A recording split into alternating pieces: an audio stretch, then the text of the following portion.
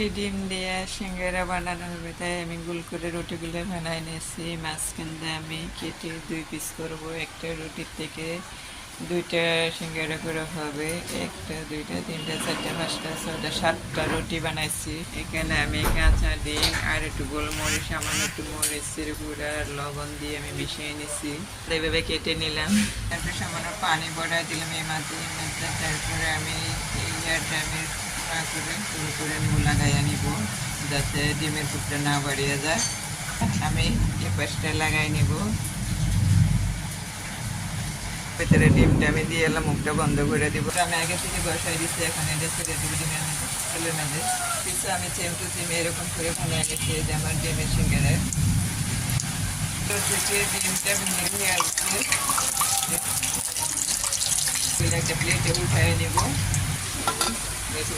ভিতরে একটু টমেটোর সস দিয়ে দিলাম। এবার ডিমের সিঙ্গারা গ্রুপ পার্টি সুন্দর হয়েছে, খাও সবাই, খাও সকালে নাস্তা। আল্লাহ হাফেজ, টাটা। আল্লাহ হাফেজ নামো, টাটা। ভেঙে খেয়ে দেখো তো কেমন হয়েছে। আমার ফুল কোটা কাটা নিছে।